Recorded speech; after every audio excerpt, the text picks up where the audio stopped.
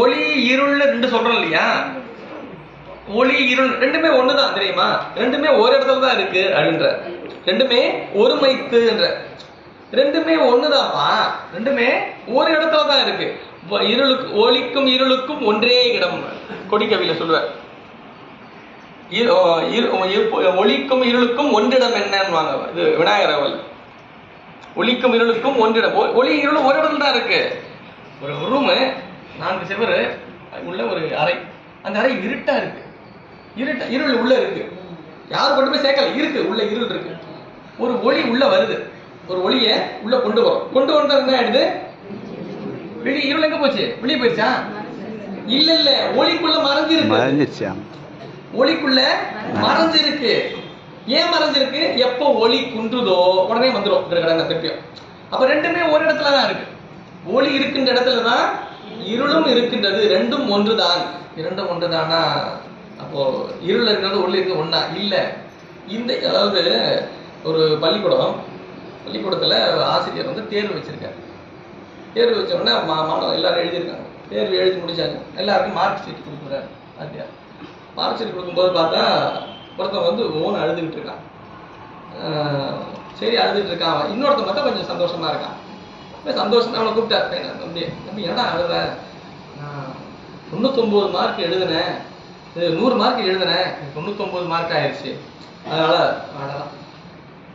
இன்னொருத்தன் 2 பேர் ரொம்ப சிரிச்சுக்கிட்டு இருக்கான். 2 பேரும் சிரிச்சிட்டு இருக்கான். அவன் கூப்பிட்டேன், நீ ஏடா இவ்வளவு சந்தோஷமா இருக்குன்னு? நான் 100க்கு 100 வாங்கிட்டேங்க, அதான் சந்தோஷம். 100க்கு 100 வாங்கினான், அவன் சந்தோஷமா இருக்கான். இன்னொருத்தன், நீ எப்படி இவ்வளவு சந்தோஷமா இருக்க?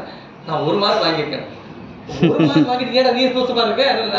நான் ஒண்ணுமே எழுதல, எனக்கும் 1 மார்க் போட்டிருக்காரு.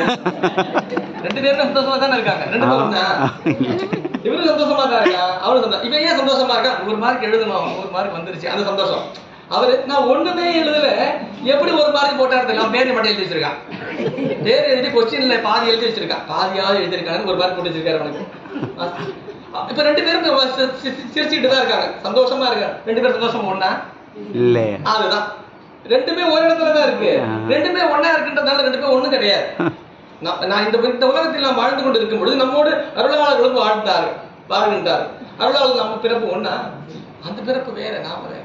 ரெண்டும் ஒண்ணுதான், ஆனா ஒரு இடத்துல தான் இருக்கு. அது வேற, இது வேற. ரெண்டுமே அது சொல்ற பாருங்க.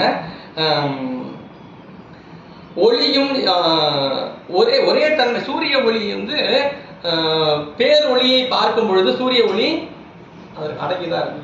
நமக்கு சூரிய ஒளி பெரிதா விளங்கும். இப்போ ஒளி அது எப்ப ரெண்டும் ஒண்ணு இல்ல, அது வேற ஒளி, அந்த ஒளிக்கு அடங்கி இருக்கின்ற ஒளியாக இருக்குது.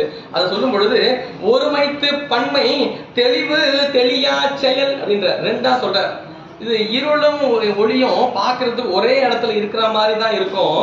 ஒரே பள்ளிக்கூடத்துல 1 மார்க் வாங்கணும் படிப்பான், 100 மார்க் வாங்கணும் படிப்பான். 2 பேரும் ஒன்னா படிக்கிறான்னு அர்த்தம் கிடையாது. அவனுடைய தகுதிப்பாடு வேற. அப்படித்தான் இருளும் ஒளியும் அப்படித்தான். இருளும் ஒளியும் அப்படித்தான். அதாவது தெளிவான நிலையிலே விளங்கும் பொழுது அது ஒளியாகவும், அந்த தெளிவை பெறாத நிலையில் இருக்கும் பொழுது அது தெரியாத நிலையில் இருப்பதாகவும் தென்படும். கேவலத்தில் உயிர் விளங்கும் பொழுதும் எந்த ஒரு செயல் இல்லாம அப்படியே இருக்கும். ஆணவ மலத்துல இருந்து எந்த அறிவு இச்சை செயல் எதுவுமே செயல்படல உயிருக்கு. அப்ப கேவலம் நிலை ரொம்ப ரொம்ப கீழான நிலை. அதுதான் வச்சுங்களேன், அதெல்லாம் ரொம்ப கேவலம் சொல்றது சித்தாந்தம். அது கேவலம் ரொம்ப கீழான, பிறப்புக்கு இன்னும் வரல. அப்ப பிறப்புக்கு வராத நிலையில் இருள்ல இருக்கும் பொழுது எந்த ஒரு இயக்கமும் இல்லாம அப்படியே இருக்கும். இப்ப கேவலத்துல வந்து பெருமான் கருணையினால் இந்த ஆன்மாவுக்கு கருவி கரணங்கள் தரப்பட்டு ஒரு நிலைக்கு வருது. அது என்ன நிலை? அதுதான் மருள் நிலை. இப்ப நாமெல்லாம் இருக்கு இந்த நிலையில. இது என்ன? ஒரு மயக்கமான நிலை. ஏதோ ஒண்ணு கொடுத்துருக்காங்க, இதை வச்சுட்டு என்ன பண்றது?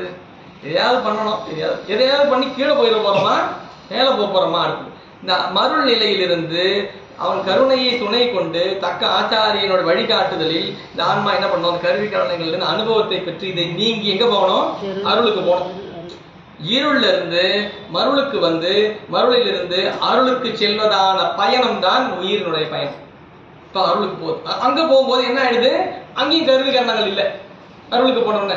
அப்போ இருள்ல இருக்கும் பொழுதும் கருவி கரணங்கள் செயல்பாட்டில் இல்ல, அருளுக்கு போகும்போது கருவி கரணங்கள் செயல்பாடு. அது சுத்த நிலையில் விளங்கும் பொழுது ஆன்மாவுக்கு கருவி கரணங்கள் தேவைப்படாது.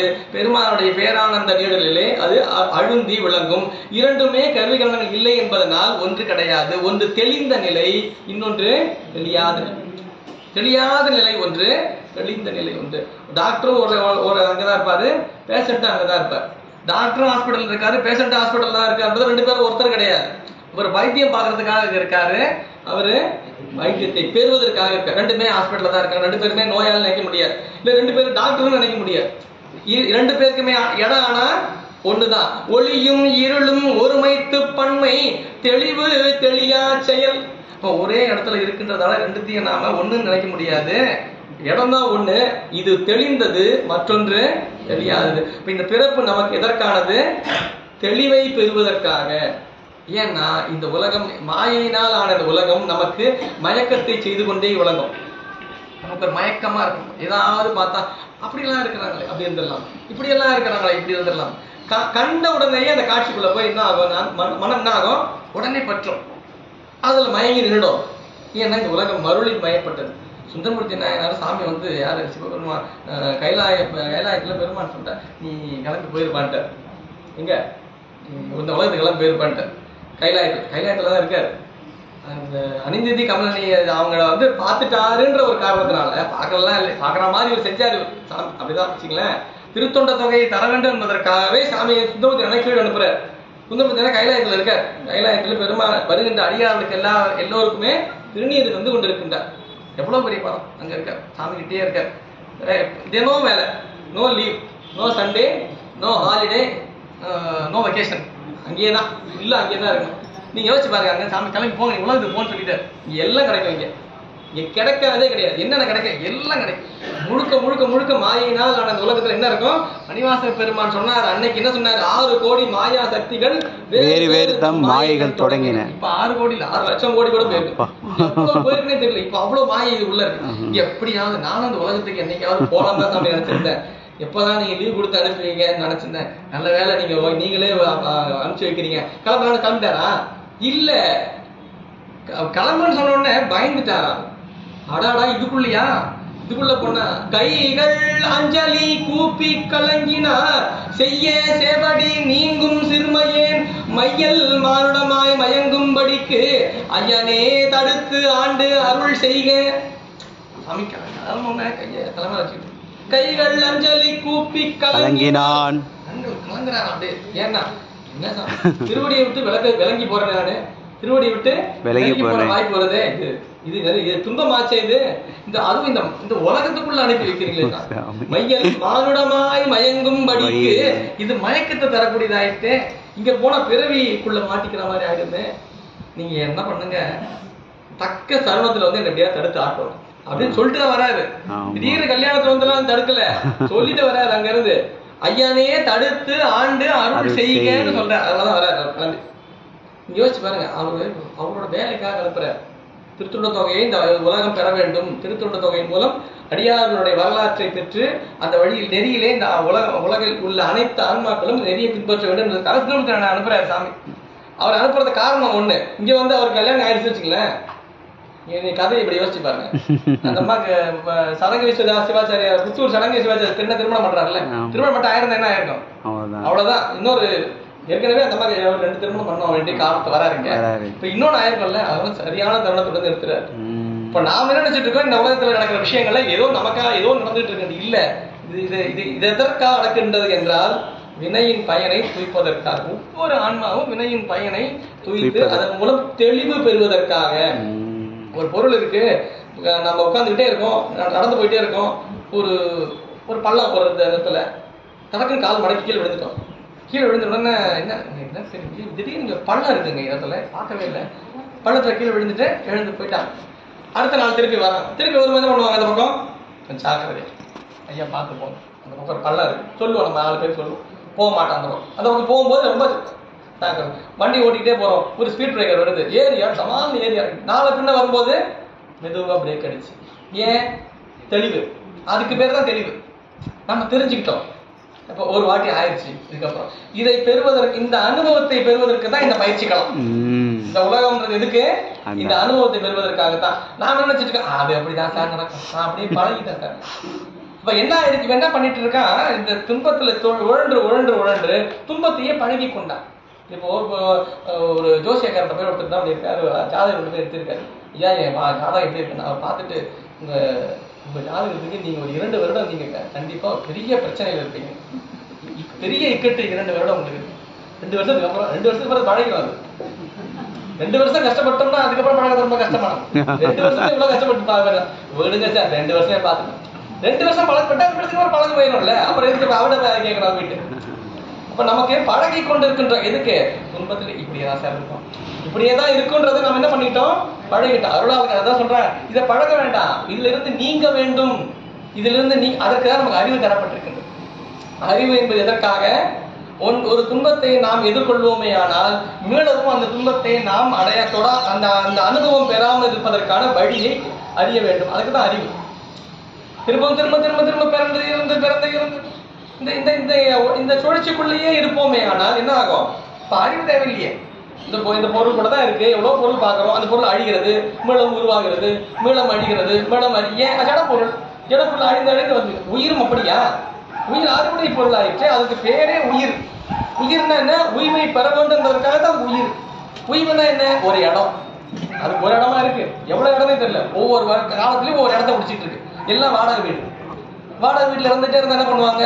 ஹவுஸ் ஓனர் வந்த உடனே இந்த வீடு எங்க பையனுக்கு கல்யாணம் பண்ணி வைக்கணும், நீங்க கொஞ்சம் கிளம்புங்க, கிளம்பிடணும், அவ்வளவுதான். சொந்த வீடு இருந்தா நம்ம யாரும் கிளம்ப வேண்டாம் இல்லையா? நமக்கு இந்த உயிருக்கு சொந்தமா வீடு இல்ல, இது வாடகை வீட்டுல இருக்கு. என்ன நினைச்சிட்டு இருக்கு? வாடகை வீட சொந்த வீடா நினைச்சுக்கிட்டு இருக்கு பாவம். இந்த வாடகை வீட்டுக்குள்ள போயிட்டு வீட்டுக்குள்ள மேல சிமெண்ட் போடுறது, அங்க டெக்கரேஷன் பண்றது, அதை பண்ண ஜன்னலை அப்படி பண்றது, கதவை அப்படி பண்றது எல்லாம் பண்ணா ஹவுஸ் ஓனர் வந்து கிளம்புங்க நினைச்சிய. என்னங்க நான் லட்சக்கணக்காக செலவு பண்ணிச்சிருக்கேன் வீட்டுல, உடனே செலவு பண்ண சொன்னா இந்த வீட்டுக்கு எது நீ செலவு பண்ண? இது ஏன் வீடாச்சே? இந்த வீடு உனக்கு கொடுக்கப்பட்ட வீடு தானே, வாடகை தானே கொடுக்கணும் அந்த வீட்டுக்கு. வாடகை கொடுத்துட்டு வீட்டுல இருக்காம வீட்டையே சொந்தமாக்கிப்பாங்களா யாராவது? அப்படித்தான் இந்த உடம்பை நம்ம நினைச்சிட்டு இருக்கோம், இந்த உலகத்தை அப்படிதான் நினைச்சிட்டு இருக்கோம். இது நமக்கு வாடகைக்கு கொடுக்கப்பட்ட இடம், அவ்வளவுதான். இந்த இடத்துல என்ன பண்ணணும்? இருக்கணும், சாப்பிடணும். இந்த பிஜி சொல்றாங்க பாருங்க, பேயிங் கெஸ்ட், அவ்வளவுதான். காசை கட்டணுமா, சாப்பிட்டோமா, போனோமா. இங்க அப்படி இல்ல. என்ன ஆயிட்டு இருக்கு? இடத்தை பராமரிக்கிறான், இடத்தை சுத்தப்படுத்துறான், இடத்தை கிளீன் பண்ணிட்டு இது இப்படியே பண்ணிக்கிட்டு என்ன பண்றான்? இது இடம் நம்மளுக்கு நினைச்சிட்டு, இது நம்மளது இல்ல, இது நமக்கான இடம். நமக்கான இடம் அவன் திருவடி தான், புகலிடம். அதற்கு பேர் தான் புகலிடம். அதுதான் அதுக்கான நிரந்தரமான இடம். எது? அவனுடைய திருவடி. அதை பெறுவதற்கு நமக்கு திருவருள் தேவை. அந்த திருவருளை தான் எப்படி பெற வேண்டும் என்பதை நமக்கு சொல்றார். அப்போ இந்த உலக இன்பங்களில் இருந்து, உலக சூழலில் இருந்து நாம் நீங்கினால் மட்டும்தான் அதை நம்மால் பெற முடியும். ஒரு நாளில் இது நடக்குமா என்றால் நடக்கும். அதை பழக பழக பழக பழகத்தான் நடக்கும். 5 எழுத்தை சொல்லுங்க அப்படின்னு சொன்ன வச்சுங்களேன், 5 எழுத்துல நாளைக்கு சொல்லலாமாங்க சார், நாளைக்கு காலையில நான் நல்லா குளிச்சுட்டு காலகத்தாலே சொல்லிடுறேங்க இருக்கோம். நீங்க சொன்ன சொல்லுங்க, உடனே சொல்றோம்மா. இல்ல, ஏன்? யாருக்கு அப்படி சொல்ல தோணும்னா, யாருக்கு ஆர்வம் இருக்கோ. தண்ணி எடுத்து கேட்கறாங்க, ரொம்ப நேரம் தண்ணி இருக்கும், ரொம்ப நேரமா தண்ணி எங்கே இருக்கு, நீர் சேர்ந்து குடிச்சா எனக்கு தண்ணியை குடிக்கவே இல்லை. ஏன் தண்ணியை குடி? தாகமே இல்லையே. தாகம் இருக்கிற தண்ணி. இப்போ நீங்க பாத்தீங்கன்னா இந்த சொர்க்கலோகம் சொல்றோம் இல்லையா, அங்க தண்ணியே கிடையாது, அங்க தண்ணியே கிடையாது. தண்ணியே இல்லைன்னா தண்ணி இல்லாததுல பூ பூக்குமா? அங்க பூவும் கிடையாது, செடியும் கிடையாது, ஒண்ணும் கிடையாது. இப்போ இறை வழிபாடு சொர்க்கத்துல செய்ய முடியாது நீங்க. அதனால தான் பாத்தீங்கன்னா திருக்கோயில்கள்லாம், இங்க உலகத்துல இருக்க திருக்கோயில்கள்லாம் பாத்தீங்கன்னா இந்திரன் வழிபட்டது, வாயு வழிபட்டது, வருணன் வழிபட்டது, அக்னி வழிபட்டது, அந்த இந்திரன், அந்த தேவன், ஏன் சொல்றாங்கன்னா அங்க பூ இல்ல. இறைவனை வழிபாடு செய்வதற்கு தேவையான அடிப்படையான 2 பூவும் நீரும். அதான் இல்ல இல்ல. ஏன் பூ இல்ல? ஏன் பூ இல்ல? நீர் இல்லாத இடத்துல பூ எப்படி பூக்கும்? ஒரே பூ தான் பூத்துருக்கும், கற்ப குறிச்சோம், ஒரே ஒரு பூ அப்படியே இருக்கும். அந்த மலர் சாமிக்கு உரியதான இல்ல, பெருமானுக்குரியது 4 மலர். 5 அலர்ந்த மலர்களே பெருமானுக்குரியது இல்லையா? அது இங்கதான் இருக்கு. புவனையில் போய் பிறவாமையில் நாளெல்லாம் போக்குகின்றோம், அவமே இந்த பூமி சிவன் உய்ய கொள்கின்றார் என்று நோக்கி அவன் விருப்பு எய்தவும் அலரவன் ஆசைப்படவும். பெருமானும் பிரமனும் எப்படியாவது இந்த உலகத்துல வந்து நம்ம பிறந்துட மாட்டோமா? பெருமானை வழிபாடு செய்வோம். ஏன்னா இங்க அங்க தண்ணி இல்லை. தண்ணி இல்லாத தாகம் இருக்குமா? தாகம் இல்லை. ஏன் தண்ணி இல்லை? அவங்களுக்கு தான் தாகம் இருக்கிறவங்க தான் தண்ணி இருக்கணும். அவங்களுக்கு தாகமே இருக்காது. அவர்கள் இமையாதவர்கள், அவர்களுக்கு உணவு இது போன்றவற்றை உண்ணாதவர்கள். அப்ப அவங்களுக்கு எதுவுமே தேவையில்லை. நம்ம தண்ணியும் கிடையாது. இப்போ எங்க எந்த பொருள் இருக்குன்னா எங்க எந்த பொருள் தேவைப்படுமோ அவங்களுக்கு அது வச்சிருப்பார். இப்ப நமக்கு பெருமானை வைத்திருக்கின்றால நமக்கான தேவை அங்க அது தேவையில்லை. இந்த உலக இன்பம் என்பது யாருக்கு தேவையோ அவர்களுக்கு அருள் இன்பம் என்னன்னா எனக்கு புரியாது. இந்த உலக இன்பங்களிலிருந்து நீங்கினால் அருளை பெற வேண்டும், அருளில் திளைக்க வேண்டும், வினைகளை நீக்க வேண்டும், நாம் இனி பிறவாத நிலைக்கு நாம் செல்ல வேண்டும் என்கின்ற அந்த தாகம் இருக்கு இல்லையா, அந்த தாகம் இருந்தால் ஒழிய நம்மால் அருளை பெற இயலாது. அப்ப என்ன ஆகணும், இந்த உலக இன்பம் என்பது அதுல ஒரு உவர்ப்பு வரணும். முடியலையே நம்மால, நமக்கு எப்ப இழைப்பு வரும், நம்மளால முடியலதான் இழைப்பு வரும். ஓடிக்கிட்டே இருக்கார் சார் அவர். ஏன் ஓடிட்டு, அவருக்கு டயர்ட் ஆகல, டயர்ட் ஆகாத ஓடிக்கிட்டே தான் இருக்கார். நமக்கு இப்ப டயர்ட் ஆயிடுச்சான்னா நமக்கு டயர்டே ஆகல. உயிர் எத்தனை எத்தனை எத்தனை உடம்புகளை எடுத்துக்கொண்டே பிறப்புகளை எடுத்துக்கொண்டே இருக்கு. உயிருக்கு ஒரு இழைப்பு வந்துருச்சா? வரலையே. இன்னொரு பிறப்பு கூட எடுக்கலாம் தானே இருக்கு. அதுக்கு போகவே மணிமாசர் சொல்றார், என்ன சொல்றார், புல்லாய் பூடாய் புழுவாய் மரமாய் பல்விருகமாய் பறவையாய் பாம்பாய் கல்லாய் மனிதராய் பேயாய் கணங்களாய் செல்லா நின்ற இத்தாவர சங்கமத்துள் எல்லா பிறப்பும் பிறந்து பிறந்து பிறந்து பிறந்து பிறந்து பிறந்து இழைத்தேன். எல்லா பிறப்பும் பிறந்து பிறந்து பிறந்த பிறப்பு என்ன ஆயிடுச்சு, அதுக்கு இழைப்ப கொடுத்துருச்சு. டயர்டு தெரியுது. நமக்கு எப்போ அந்த டயர்டு தெரிய ஆரம்பிக்குதோ அப்போதான் திருவருளுக்குள்ள போகணும். அது தெரியாத வரைக்கும் எல்லாமே நமக்கு காட்சியா தான் இருக்கும். ஒரு நூல்களாக இருக்கும், பாடல்களாக இருக்கும், உருவங்களாக விளங்கும். அனுபவத்தில் எப்பொழுது வரும் என்றால், எந்த ஒரு பொருளை நாம் அனுபவத்தில் பெற வேண்டும் என்று நினைக்கின்றோமோ அப்பொழுதுதான் நமக்கு இந்த உலகத்தில் இருந்த அனைத்து பொருளும் என்னவா தோன்றும், அனுபவ பொருள், திருவருளாக தோன்றும். அருளாளர்கள் இந்த உலகத்தை திருவருளாக பார்த்தார். உலகம் அவங்களுக்கு அதான் சுத்தமத்தினா எல்லாம் கேட்கிறார்.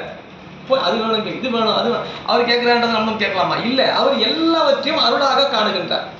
இந்த உலகை எப்படி நாம் காண வேண்டும், அருளாக காண வேண்டும். நாம் அருளாக இந்த உலகத்தை காண முற்படும் பொழுது நாம் நம்மை இழந்து விடுவோம். நாம் இருக்க மாட்டோம். ஆனந்த கழிப்புன்னு ஒரு பகுதி தாய்மானவருடைய நூல்ல ஆனந்த கழிப்பு நிறைய பாடம். அதுல அந்த ஒரு பாடல் சொல்லுவாரு,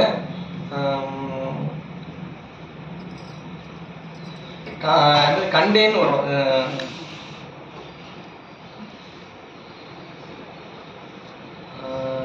இருளுக்கும் ஆனந்த கழிப்புன்னு ஒரு பாடல். அதுல ஒரு செய்தி சொல்றார். அந்த செய்தியில அருளால் எவையும் பார் என்றான், அருளால் எவையும் பார் என்றான், அதை அறியாதே சுட்டி என் அறிவாலே கண்டேன், கண்ட என்னையும் கண்டீலேன் என்னே தோழி. நான் எல்லாத்தையும் அறிவை கொண்டே பார்த்துட்டு இருக்கேன். அருளால் அல்லவா பார்க்க வேண்டும். அருளால் பார்த்தாதான் இந்த உலகம் என்னன்னு தெரியும். இந்த அருளால் இந்த ஆன்மா அதை பார்க்கல. இது எப்படி பார்த்துட்டு இருக்க, அறிவா எல்லாத்தையும். ஓ, இதுக்குதான் இதுவா, இதுக்குதான் அதுவா, இதனாலதான் அது நடந்ததா, அதனாலதான் அது நடந்ததானே. நீ அருளால் எதையும் பார் என்றான், அதை அறியாதே சுட்டி என் அறிவாலே பார்த்தேன், கண்ட என்னையும் கண்டீலேன் என்னை அடி தொழில். நமக்கே ஒண்ணும் தெரியலையே, என்ன ஏன் நமக்கு நம்மை இழந்து விடுகிறோம். நாம் நம்முடைய சுட்டறிவினால் எதை காணுகின்றோமோ அது நமக்கு இழப்பைந்தோம். எந்த பொருள் சுட்டி அறியப்படுகிறதோ அந்த பொருள் அழியும். சுட்டி அறியப்படுகின்ற பொருள் அழியும். அனுபவம் ஆனா பண்புகள் அழியாது. ஒருத்தர் ரொம்ப நாளா உதவி செஞ்சுட்டு இருக்காரு, நல்லா செஞ்சுட்டு இருக்காரு, அவருக்கு கொஞ்சம் காலமா காணும். எங்கங்கய்யா அவரு செஞ்சுட்டாருங்கய்யா, இல்லைங்கய்யா. ஒரு ஆளா இருந்தவர், ஆனா ஒரு மிகப்பெரிய ஒரு பண்பாளர், மிகப்பெரிய பணி செய்கின்றவர், நல்ல அன்பாக பேசக்கூடியவர், பல அருமையான செய்திகளை தெரிவிக்கப்படுது. அவர் இல்லை, ரொம்ப காலத்துக்கு பிறகு கூட ஐயா சொன்னாங்க, பல அன்பர்கள் அருளாளர்களாக 4 பெருமக்களை சொல்லி தமிழ் செய்வ ஞான மரபுல 4 அன்பர்கள் 4 பெரியவங்களை சொன்னாங்க. அவங்க இப்ப இல்லை, ஆனா இப்பவும் பேசப்படுகிறார்கள். எது, அவர்களுடைய உடம்புதான் இல்லை இப்போ, ஆனா அவருடைய பணிகள் ஆகிய அவருடைய பண்புகள் பேசப்படுகிறது. பண்புகள் அழியாது, பொருள் அழியும்.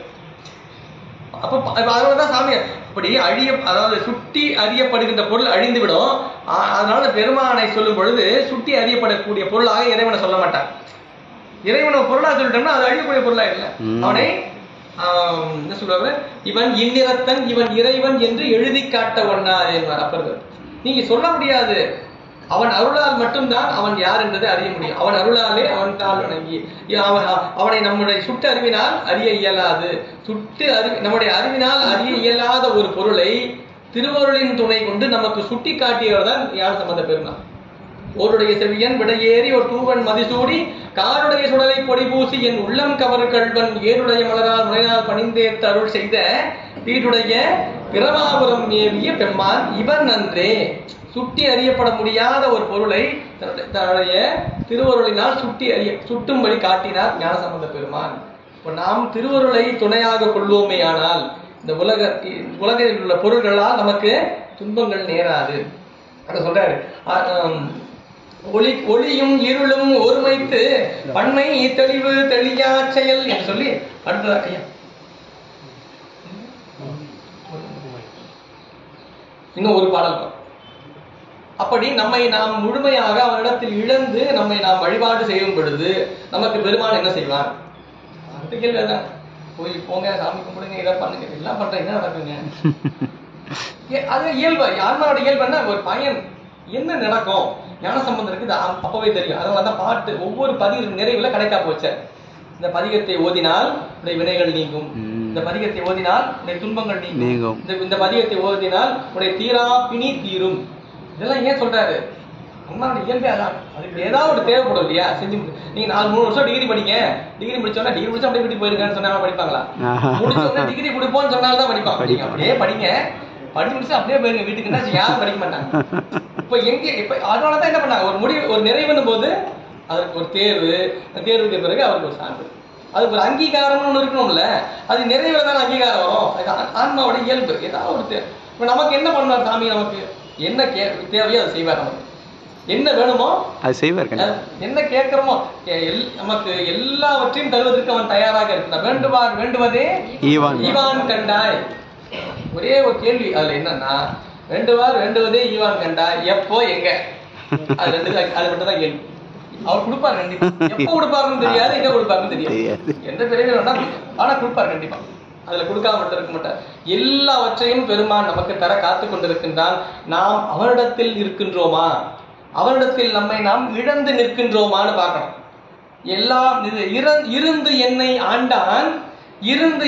ஆண்டான் இணையடியே சிந்தித்து இணையடியே சிந்தித்து இறந்து கொள் நெஞ்சே. அதன்கிட்ட போய் நில்லு. இறந்து கொள் நெஞ்சே எல்லாம் தருங்கான். எல்லாம் கொடுப்பார். திருவாசகம் படிச்சா எல்லாம் கொடுக்க மாட்டார் சார், இது படிச்சா தான் கொடுப்பாரு. திருவாசகம் படித்தா முத்தி தான் கொடுப்பாரு. நீங்க அதனால திருவாசகம் அப்படியே சொல்றவங்க இருக்காங்க. யாரெல்லாம் வேண்டாம், திருவாசகம் படித்தா முத்தி தான் கிடைக்கும், நீங்க இந்த மாதிரி ஏதாவது இதெல்லாம் படிச்சீங்கன்னா தான் உங்களுக்கு இது நடக்கும், அது கிடைக்கும், அது போகும். முத்தினா அவ்வளவு சின்ன இதுவாக இருக்கு.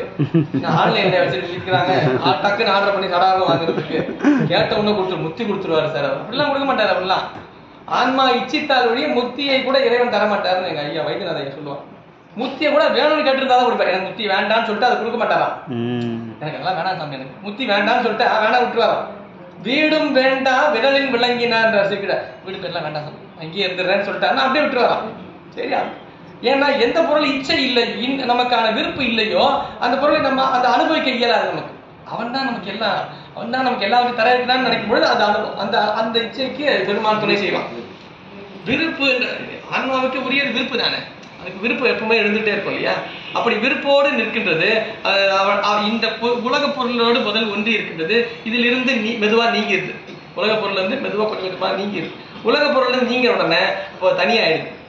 தனியானா அது யார் பார்த்துப்பான்?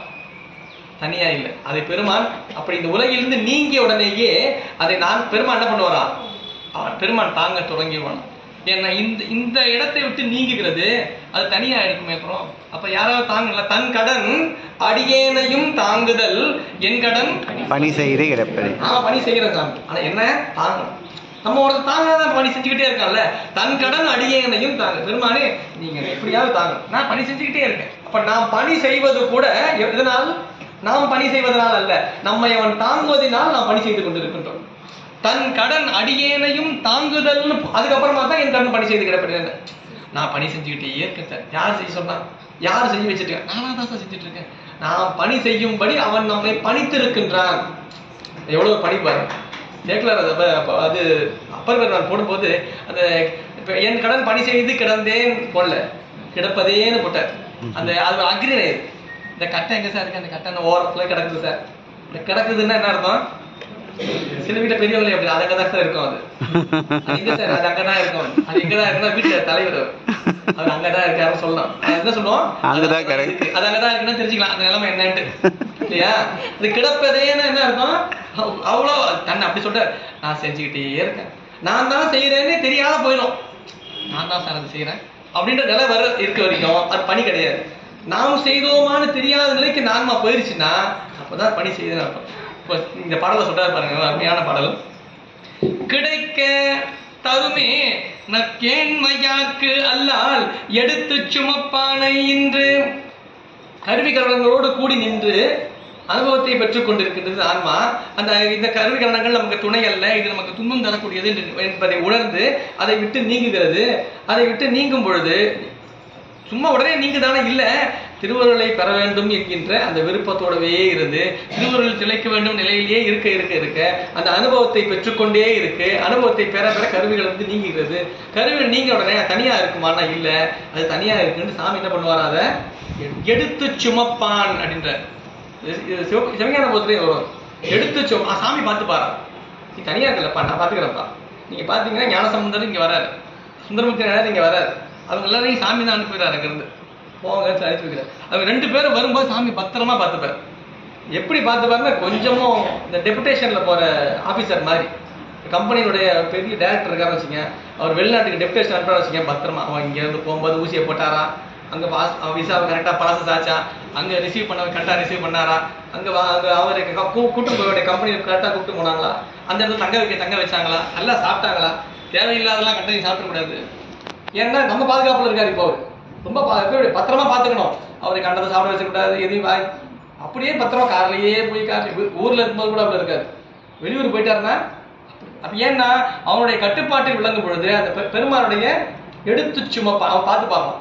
கம்பெனி பார்த்து எப்படி பார்த்து பத்திரமா பார்த்துக்கணும். இங்கேயும் இந்த கம்பெனியில் இருக்கிற ஒரு மேலதிகாரியே இப்படி பார்த்துக்கணும்னா இந்த உலகையே தன் ஒரு குடையின் கீழ் ஆண்டு கொண்டு இருக்கின்ற பெருமான் உயிர்களை எப்படி பார்த்துப்பான், எப்படி கவனிச்சுப்பான். அதை சொல்றாரு, அவர்கள் எப்படி விளங்குவார்களா, நற்கேண்மையாக்கு அல்லால் யாரை எடுத்து சுமப்பான் தெரியுமா, நற்கேண்மையற்கு அல்ல. அந்த கேண்மை அப்படின்னு சொல்லியிருப்பார். இந்த கேண்மை கேணின்னு சொல்றோம்ல, கேணி தான் கிணறு தான். கிணறு என்ன பண்ணுது, தண்ணி வச்சுக்குது, தண்ணியை வாங்கி தண்ணி எல்லா தண்ணி வர தண்ணி எல்லாத்தையும் சுரக்கிற தண்ணியா சேர்த்து சேர்த்து அதுக்கு பேர் கேணின்னு பேர் இல்லையா. இந்த கேண்மையர் என்றால் யார் ஒருவர் பெற்றதை கொண்டு வைத்துக் கொண்டிருக்கின்றார்களோ அவர் கேண்மையர். அருளாளர்கள் அனுபவத்தை தேக்கி வைத்துக் கொண்டிருக்கின்றார்கள். அருள் அனுபவத்தை யார் ஒருவர் தன்னிடத்தில் அந்த அருள் அனுபவத்தை தேக்கி வைத்துக் கொண்டிருக்கின்றார்களோ அவர் நற்கேண்மையர் என்றார். அந்த நன்மைகளை முழுக்கவும் தேக்கி வச்சிருப்பாங்க, எல்லாருக்கும் கொடுத்துக்கிட்டே இருக்காங்க. நீங்க வாங்க, நீங்க எடுத்துங்க, நீங்க வாங்க, உங்களுக்கு இந்த பல அற்புதங்களை எல்லாம் அருளால் நிகழ்த்துவதன் காரணம் என்ன, அவர் நற்கேண்மையர். அவர் பெருமானிடமிருந்து திருவருளை நல்ல அருளை எல்லாம் எப்படி ஆன்மாக்கள் பெற வேண்டும் என்பதை தெரிந்து வைத்திருக்கின்றவர் அவர்கள் தான். அவர்களை பெருமான் என்ன பண்ணுவாரா, எடுத்து சுமப்பான். குங்குலி கலையார் என்ன பண்ணாரு, எல்லாரும் இந்த குங்குலி கலையை வரல, எல்லாருக்கும் தெரியும். அது எப்ப பார்த்தாலும் குங்குலியும் போட்டுட்டு இருப்பார். பெரிய பணக்காரர், பெரிய வணிகர். குங்குலி எல்லாம் போச்சு, எல்லாமே மிகவா கொஞ்சம் கொஞ்சமா எப்பவுமே வர மாதிரி வாழ்க்கை கொஞ்சமா கீழே போகுது. அப்படியே கீழே போனோன்னா கடன் வாங்கி பண்றாரு. அங்க வாங்கி இங்க வாங்கி ஒரு கடைசியா நம்ம சொல்றாங்க, நமக்கு சாப்பாட்டுக்கே இல்லை, ரொம்ப கஷ்டம், இதுதான் நமக்கு கடைசி. தாலி எடுத்துட்டு போயிட்டு எப்படியாவது வித்து பணம் வாங்கிட்டு வாங்க, அதுதான் நமக்கு அமுதுக்கு ஆகணும் அப்படின்றாரு. இவர் நேரம் போயிட்டே இருக்காரு. குங்குலியோன்னு ஒருத்தர் கத்திட்டு வரான். என்னன்னா ஒரு அருமையான குங்குலியம், வாசனை மிகுந்தது உங்களுக்கு வேணுமா, உங்களுக்கு ஐயா கொடுங்க ஐயா, இந்தாங்க ஐயா, என்கிட்ட தாலி தான் இருக்கு, பரவாயில்ல கொடுங்க ஐயா. நீங்க யோசிச்சு பாருங்க, நம்ம இந்த கதையை வெளியில இருந்து பார்ப்போம். இந்த அம்மா சாப்பாடு கடைசி தான் நமக்கு இருக்குன்னு சொல்லி கொடுத்தாரு. அதையுமா போய் சாப்பாடு முதல்ல வைக்கணும் இல்லைங்க, அப்புறம் தானங்க சாமி. நம்ம பத்தி தானே பேசுவோம், நமக்கு சாப்பாடு தானங்க முதல்ல முக்கியம். அப்புறம் அவர் பாருங்க உடனே குங்குலி வாங்கிட்டாரு. குங்குலி வாங்கிட்டு என்ன பண்ணாரு, அம்மா நான் தெரியாம குங்குலி வாங்கிட்டேம்மா, நான் அடுத்த நாளைக்கு ஏதாவது வேற ஏதாவது பண்ணலாமா, வீட்டுக்கு போனாரா, இல்ல நேரா கோயிலுக்கு போயிட்டாரு. கோயிலுக்கு போயிட்டு பண்ணாரு, ஐயா குங்குலி போடணுங்க ஐயா, எடுத்து குங்குலி போட ஆரம்பிச்சாரு. குங்குலி போட்டுட்டு இருக்காரு. இப்ப வீட்டு சாப்பாடு யார் போடுவா, சாமி போடுவா. யார் சார் போடுவா, சாப்பாடு வீட்டுல யார் தரமா போடுவா, அவர் அங்க வரல, அவர் கோயில்ல தான் இருந்தார், அவர் பணியை செய்து கொண்டிருந்தார். அன்பர் அங்கிருக்க, எங்க இருக்க, கோயில்ல. எந்த கோயில் அது, திருப்பனந்தார் தாடகீஸ்வரம். அன்பர் அங்கிருக்க நம்பன் அருளினால் அழகை வேந்தன் தன் பெரும் நிதியம் தீர்த்து தரணி மேல் நெருங்க எங்கும் பொன் பயில் குவையும் நெல்லும் பொருவில் பலனும் பொங்க மண் பெரும் செல்வமாக்கி வீடு மொத்தமா என்ன ஆயிடுச்சா, பொண்ணு நெல்லும் ரத்தனங்களும் எல்லாம் வீடு முழுக்க குவிஞ்சிருச்சான். யார் கொண்டு வந்தாங்களா? சாமி. குபேரன் அலகை வேந்தன். அன்பர் அங்கிருக்க நம்பன் அருளினால் அலகை வேந்தன். சாமி என்ன சொல்றாரு? பணத்தை கொடுக்கணும்னா அவரோட பினான்சியர் யாரு? குபேரன் தானே. பாப்பாண்டார். உடனே போயிட்டாரு. உடனே இம்மீடியட் நேரா வீட்டுக்கு போனாரு. வீடு மொத்தம் மணியும் பொண்ணும் குவியல். யார் சார் பாத்துக்கிட்டா? இப்ப திருவருப்பையில மோபதி சிவாச்சாரியர் சொல்ற சரியா? நற்கேண்மையர்க்கு கிடைக்க தகுமே நற்கேண்மையர்க்கு அல்லால் எடுத்து சுமப்பானை இன்று பாத்துக்கிட்டான்ல. ஒவ்வொரு அருளாளர்களும் பாருங்க, ஒரு இடத்துக்கு போறாரு, அவருக்கு உணவு அது அவர் வீட்டுல இருந்தாருன்னா நல்ல சாப்பாடு சாப்பிட்டுருப்பாரு சார். நேரம் கோயிலுக்கு போனோம், அந்த போனோம்னு சாமி வேலை வச்சதுனால தில்லைக்கு போறாரு. தில்லையில இருந்து அப்படியே வராரு. அந்த பக்கம் வந்து நேரா குருகாவர் வந்தார். குருகாவர் வந்தா மொட்டை வெயில், கிட்டத்தட்ட சம்மரா தான் இருக்குன்னு நினைக்கிறேன். இதே மாதிரிதான் வெயிலா தான் இருக்குன்னு. மொட்டை வெயில், ஒரு காடு அது அந்த குருகாவுக்குள்ள. அது உள்ள வந்து போயிட்டே இருக்காரு. என்ன எவ்வளவு தூரம் ஐயா? கொஞ்சம் தூரம் போனங்க ஐயா, அடுத்த தளத்துக்கு போறதுக்கு. குருகாவர் தாண்டி உள்ள போல, குருகாவருக்குன்னு போல. அதுக்கு முன்னாடி வந்துட்டு இருக்காங்க. அங்க பார்த்தா ஒரு அவ்வளவு ஒரு பசுமையான ஒரு இடம். இந்த மாதிரி நிழல் உள்ள இடம். அது கொஞ்சம் டென்ட் மாதிரி போட்டு எல்லாம் சாப்பாடெல்லாம் வச்சுருக்காங்க. வாங்க வாங்க வாங்க வாங்க எல்லாரும் சாப்பாடு வாங்க அப்படின்னு சொல்றாரு. ஏன்னா இவ்வளவு பெரிய ஹோட்டல் காரில் போயிட்டு இவ்வளவு பெரிய சாப்பாடை கொடுக்கறது யார் இவருன்னு தெரியலையே, யாரு தெரியலேன்னு பாக்குறாரு. அவர் நல்ல வேதியர் கோலத்துல திருநீர் அணிந்து கொண்டு ஒரு சிவனடியார் அருமையா இருந்து எல்லாரையும் வாங்க வாங்க சாப்பாடு கொடுத்துருக்காரு. கிட்ட போயிட்டு வந்து ஐயா அது ஏன் சுந்தர போய் கிட்ட போற. கிட்ட போயிட்டு கிட்டத்தட்ட அது யாருன்னு தெரிஞ்சுக்க வேண்டிய நேரம். கிட்ட போயிட்டு ஐயா என்ன சொன்னாரா தெரியுமா? சீக்கிரம் சொல்ற. சிவாய நம என பேசி யார அது ஒரு சிவனடியார் சிவாய கிட்ட போறாரு. யாருன்னு தெரிஞ்சுக்க போறாரு. வந்துட்டு வேற இல்ல, குருகாவூர் சாமி தான். அங்க வந்து நிக்கிற அவர் கிட்டத்தட்ட கண்டுபிடிச்சிட்டார். 99% கிட்டத்தட்ட. அவங்க ரொம்ப பசியா இருக்கீங்க போல இருக்கு. நீங்க ஆமா பசியா இருக்குன்னு சொல்லிட்டாரு. அவன் நீங்க ரொம்ப இழைத்திருக்கின்றீர். ஆமா சாப்பாடு எல்லாம் சாப்பாடு போச்சு, அவ்வளவுதான். சுந்தரமூர்த்தி கிட்டத்தட்ட 5 இடத்துல சாமி நேரா கிட்ட பாக்குறாரு. போனதுக்கு அப்புறமா தான் சாமினே தெரியுது அவருக்கு. கிளம்புனதுக்கு அப்புறமா தான், அது வரைக்கும் அது சாமின்னு தெரியல. அவர் ஒரு வேதியாரா பாக்குற, சிவனடியாரா பாக்குறாரு, அவ்வளவுதான். பெருமானே திருவுருவ காட்சியோட தான் நிக்கிறான்றது தெரியல அவருக்கு எங்க கூட இருக்கும்போது. ஏன் சாமி போய் வர்றாருன்னா எடுத்து சுமப்பான் சொல்றாருல. ஏன்னா வீட்டுல இருந்தா நம்ம பறவை நாச்சியார் நல்லா சாப்பாடு போட்டிருப்பாங்க, நல்லா சாப்பிட்டு நிம்மதியா இருந்திருப்பாரு. நமக்காக ஒவ்வொரு தலங்கள் தோறும் வந்து போயிட்டு இருக்காரு. யாரு? சுந்தரமூர்த்தி நாயர். தலங்கள் தோறும் போறாரு. அப்ப நம்ம எப்படி பண்ணோம்? ஏலம் லவங்கமோட அற்புதமா உணவு கொடுத்தாராம் சாமி. எல்லா உணவு எல்லாம் சாப்பிட்டாராம். எல்லாம் சாப்பிட்டு முடிச்சுன்னா உண்ட மயக்கம் அவருக்கு எல்லாம் சாப்பிட்டு தூங்கிட்டாங்களாம். எல்லாம் கொஞ்சம் அப்படியே கண்ணு அசந்தாங்களாம். மணி 12, 1 ஆயிடுச்சு, 2 ஆயிடுச்சு. திடீர்னு பார்த்தா உடம்புல சுரியில் வெயில். என்னன்னு பார்த்தா அதாவது சேக்கிரார் சொல்லுவார், வந்த வேதியர் அப்பந்தரோடும் கறந்தார். பந்தரோட போயிட்டாங்க. இந்த உலகத்தையே மறைக்கின்ற பெருமான் அந்த பந்தனோடு தானும் மறைந்தார். போனதுக்கு அப்புறம் தான் அடாடா சாமிதானா, பாடுவார் பசி தீர்ப்பார் பரவுவார் பிணி களைவார் ஓடுதன் கலனேன்னு சொல்லிட்டு அந்த பதியம். குருகாவூர் வெள்ளடை நீ என்றேன். யார் பாடுறானோ பசியை தீக்கிறவர்கள் யார்? பெருமான். ஏன் என்றால் அவன் எடுத்து சுமப்பான். யார் ஒருவர் நமக்கான பொருள் அவன்தான் என்கின்ற நிலையிலே தன்னுடைய பெறுகின்ற அனுபவம் முழுக்கவும் அவன்தான் நமக்கு தந்து கொண்டிருக்கின்றான் என்பதை உணர்கின்றார்களோ அந்த நற்கேண்மையற்கு அல்லாது வேறு யாருக்கும் பெருமான் வரும் எடுத்து சுமக்க மாட்டான். அது சொல்றாரு, கிடைக்க தகுமே நற்கேண்மையற்கு அல்லால் எடுத்து சுமப்பானை இன்று. என்னைக்கு நாம் அந்த நிலைக்கு செல்கின்றோமோ அன்றிலிருந்தே பெருமான் நம்மை எடுத்து சுமப்பான். நாம தான் என்ன பண்ணணும்? வேற எதையோ பற்றிருக்கிறது நீங்கினார் ஒழிய நம்மை அவன் எடுத்து சுமக்கின்ற அந்த நிலைக்கு நாம் ஆளாகவில்லை என்பதை உணர வேண்டும்.